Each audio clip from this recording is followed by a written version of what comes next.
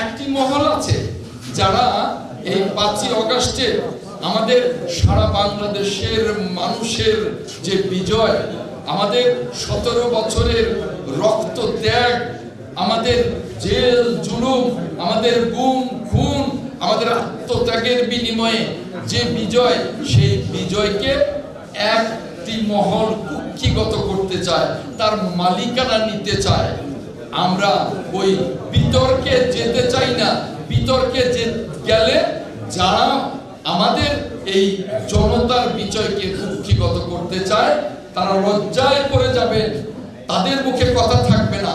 কিন্তু আমরা ঐক্যের স্বার্থে জাতিটা আমরা ঐক্যবদ্ধ হয়েছি ফ্যাসিবাদের বিরুদ্ধে। জাতীয় এবং আন্তর্জাতিক ষড়যন্ত্র যারা করছে তাদের বিরুদ্ধে আমরা ঐক্যবদ্ধ করেছি। এই জাতিকে বিভাজন করবার জন্য, বিভক্ত করবার জন্য একটি মহল সরকারের ভেতরে এবং বাইরে উঠে পড়ে লেগেছে। আমি আপনাদের সকলকে সজাগ এবং সতর্ক থাকতে বলবো, ওই ষড়যন্ত্রকারীরা যেন সফল না হতে পারে।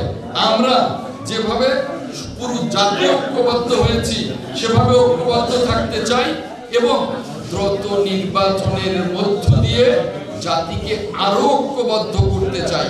দ্রুত নির্বাচনের মধ্য দিয়ে দেশটাকে গণতন্ত্রায়নে ফিরিয়ে নিতে চাই।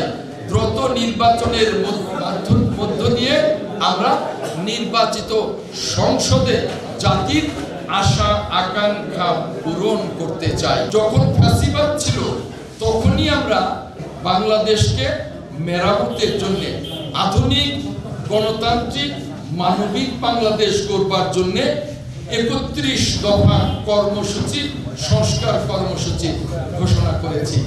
আর এই সরকার যে কর্মসূচির কথা বলছে সেই কর্মসূচির সাথে আমাদের 31 দফা কর্মসূচি সাংঘর্ষিক নয়, বরং এই সরকারের চেয়ে আরো অনেক ব্যাপ্ত আমাদের 31 দফা কর্মসূচি। তাই আমরা বলবো যে সংস্কার কর্মসূচি চলমান প্রক্রিয়া। সংস্কার শেষ করেও নির্বাচন করা যাবে না, কারণ সংস্কার চলবে যুগ যুগ ধরে। সংস্কার একটা শেষ হবে আরেকটা সামনে আসবে। তাই সংস্কার শেষ করে যারা নির্বাচনের কথা বলেন তারা নির্বাচনকে ভয় পায়, তারা নির্বাচনকে প্রলম্বিত করতে চায়। আর অনেকে বলে থাকেন যে আওয়ামী লীগের বিচার শেষ করে নির্বাচন।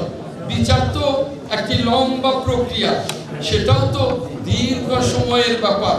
ওটাও এক ধরনের নির্বাচনকে দীর্ঘায়িত করবার, প্রলম্বিত করবার আর একটা চালাকি। আমরা কোনো চালাকিতে যেতে চাই না।